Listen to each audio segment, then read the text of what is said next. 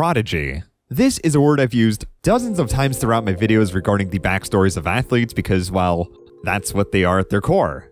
Noah Lyles wasn't just a promising prodigy anymore. There was actually another prodigy. She had already begun to solidify herself as a mid-distance prodigy, British prodigy Keely Hodgkinson, although this is the rare exception where we're going to avoid that label entirely, because this kid genuinely might be the most uniquely talented one I've ever seen in US track and field. The 400 meter is an event some controversially consider to be the hardest one to perfect, and to their credit, the skill curve required for this event is pretty jarring, likely due to the uniquely harsh combination of speed and endurance that tends to only click with a small subset of athletes, most of which need years upon years to develop said skills. This kid here though just kinda said, nah, I'm good.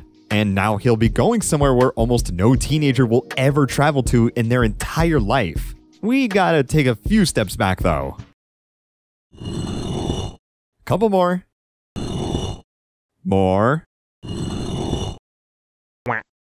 That should be good. Yes, first grade is what appears to be Quincy Wilson's first steps on the track, really not much longer after he took his first actual steps as an infant. Competing under the Fort Meade High Steppers Club, the shorter disciplines like the 100, 200, and 400 were all of Wilson's interest when trying to qualify for the AAU Junior Games. Compared to his first grade season though, he nearly dominated his region by second grade, placing runner-up in both the 1 and 2, but was able to clutch a gold in the 4, and qualifying for the Junior Games in all 3 events. But it became very clear this early as a child that the 400 fit him perfectly, making the finals and placing 4th overall. By 2017, Wilson's commitment to the quarter would quickly net him his first ever junior title for his age group, but also took a brief detour towards the triathlon category, where he placed 2nd there, meaning he was delving into events like the high jump and even the shot put. By 4th grade, Wilson had his first indoor season, where he would not only win 2 titles this time around, in the 2 and 400, but was also inching ever so closely to breaking a minute in the 400 by less than a second. Surely enough, by the outdoor season, the 4th grader from Virginia would not only go under the minute barrier, but even did so in 6 separate occasions, and of course fittingly took his 4th national junior title as well. Even though Wilson hadn't lost a single 400 meter race for the past few years now, he still embraced the sport of track and field as a whole, expanding his repertoire to where he was now doing 1500 meter races, throwing in some hurdles, and was long jumping now too. This combination of events were all specifically to train for the pentathlon that the AAU offered for Wilson's age group, and there was clearly some potential with his 2nd place finish at the Junior Games. However, his 400 meter dominance could not be ignored, because 57.3 as a 5th grader was honestly way too good to pass up as just a talented kid and nothing more. With the indefinite postponement of athletics in 2020, he wouldn't make the return to the track until 2021. Which was also his first year as a middle schooler. This meant that he would likely be competing at more conventional track meets instead of being restricted to almost exclusively AAU meets now. By this point, he had stopped pursuing his pentathlon endeavors entirely, and despite no competition for well over half a year, Wilson had dropped 5 seconds from his 2020 indoor personal best in the 400 by just his 2nd race. However, it wouldn't be until this race at Adidas Indoor Nationals where not just the state, but likely other parts of the US really began paying attention to the Virginian star. He's going to be able to. Quincy Wilson goes wire to wire and quickly. 51.78 for Quincy Wilson. Wow. 51.78 was a 2-lap indoor mark that made mile split headlines, got the attention of professionals, and was overall a race that cemented Quincy Wilson as an electric athlete to look forward to.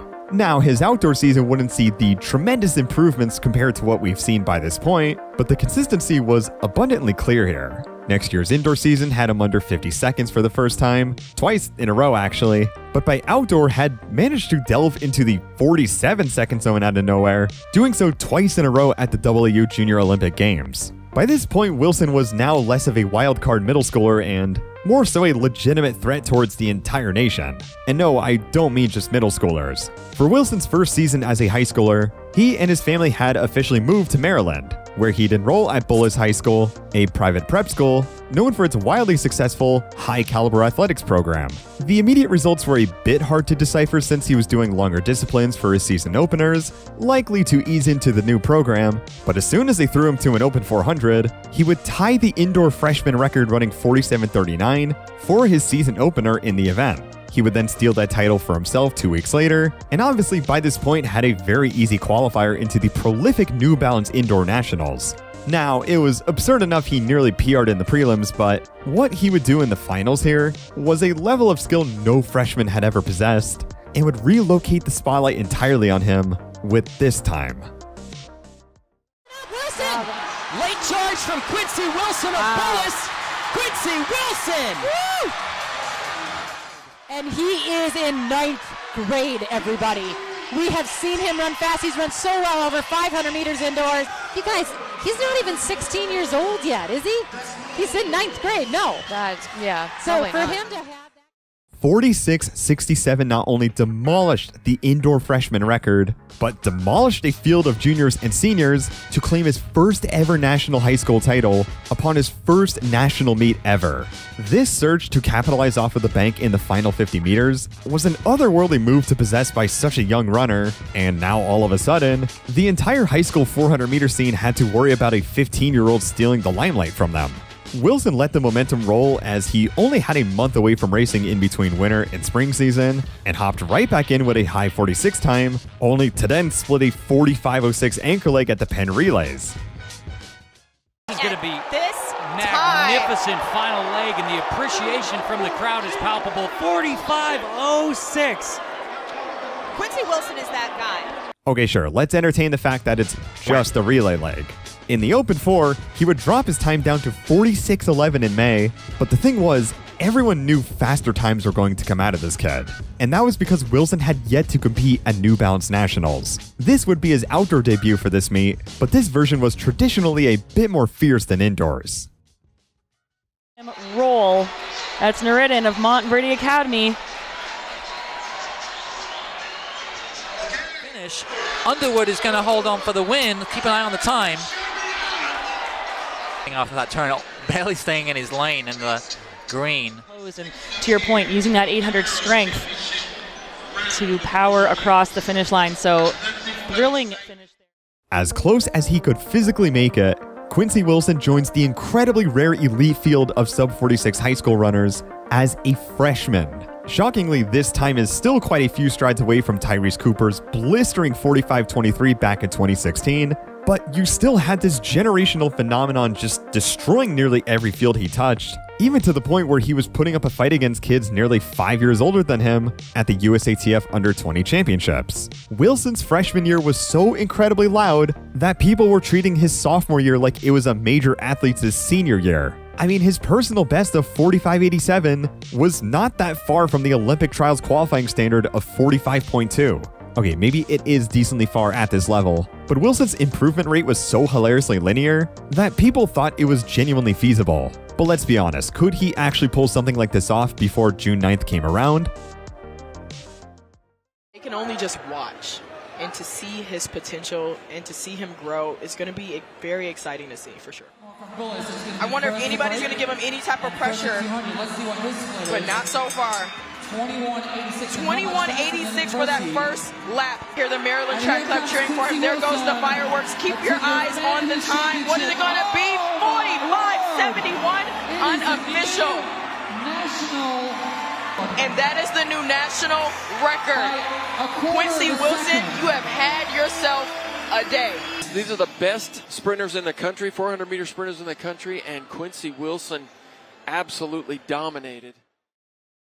45.76 indoors would be the time to dethrone a 2-decade-old national record, and the sophomore from Bullis will now be the fastest high schooler over 400 meters indoors. To cross-reference just how fast this time is in terms of raw skill, this converts to about a 44.86 outdoors. Keep in mind that these conversions, though, are conversions at the end of the day, and that some indoor tracks are objectively fast than others, yada yada. So until he physically ran even close to these marks, in the end, those cheering Wilson would have to wait patiently until he was thrown into a 400 meter that would... Wait, what is going on here? Quincy Wilson of the Bullis School is going to finish with a spectacular performance here. What did we just see? Wow, 45.19. That is a U.S. #1 time. So by this point, Wilson's comically linear progress in the event has gotten him so far that he is now qualified for the U.S. Olympic trials, a country historically known for having 400-meter powerhouses and, well, didn't include high school sophomores. But then he PR'd again, then PR'd again for the third time in a row, and this time right here, this 45.13 to win his first outdoor national title, this mark would place him in the top 10 for the 2024 season in D1 college. Oh, and before these times even made their way, Wilson split 44 second times on 2 separate occasions at the Penn Relays. And no, he did not skimp out on going under 45 here. High schoolers by every metric at this point were obsolete in terms of competition for him. And honestly, most of the collegiate scene didn't stand a chance either. So the next logical stop for him was to gear up against grown adults, some of which were probably double his age, and to see how the ambitious teenager does when the whole nation's watching.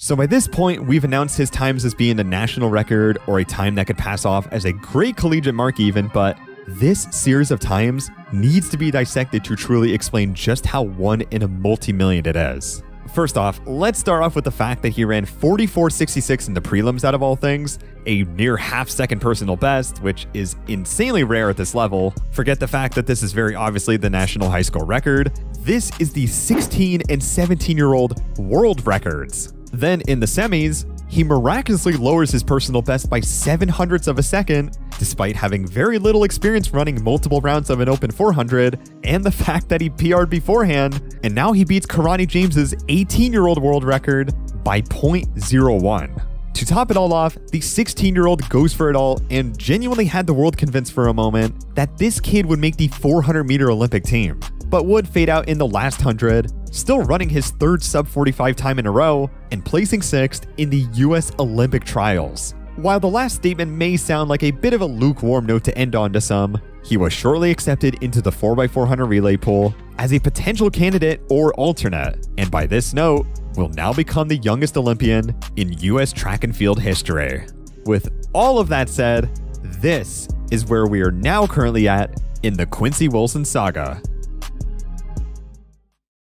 Okay, so literally the day after I recorded this commentary, he ended up running 44.20 at the Holloway Pro Classic, which is not only another massive personal best, but this is arguably the best 18-year-old record in track and field history. There's a few that are better skill-wise, like Mondo Duplantis or Cindy McLaughlin-Lavronis, but also keep in mind, these are the 18-year-old records we're entertaining here. In terms of 16-year-old world records, I'm pretty sure there's nothing even close. Contextually speaking, as it stands, this might be one of the greatest feats in track and field history, but honestly, I could save this concept for an entirely separate video, because the stats on just how absurd this mark is on so many levels that I could only even fathom.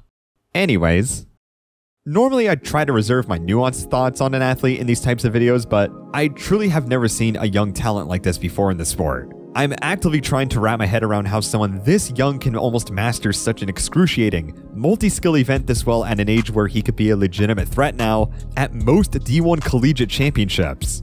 There's just something so inherently mind-boggling about this kid's progress that seems to have no end to his improvement, to where I'm more excited to see him race than I am most of my favorite professional athletes. While I could spend the rest of this video exuding my excitement towards this kid's future, I think we should also acknowledge a very important philosophy when it comes to young talents like this. When athletes like Wilson start to show they are capable of competing at the professional level this early, it's very easy to start drawing direct comparisons between them and former professionals, and then expecting them to turn into a better version of that. For a kid to reach this type of fame and success so quickly puts a lot of unexpected pressure on him alone. So for those who are expecting him to become the next Michael Johnson or the next big representation for US track and field, I encourage you to subvert that mindset and to just simply root for a kid that's probably just living his dream out right now. Of course, something even more special may happen in the coming years, but also something may not. Whatever it is, it's pretty damn cool to watch, and in the end, I think that's all we should be grateful for with this kid.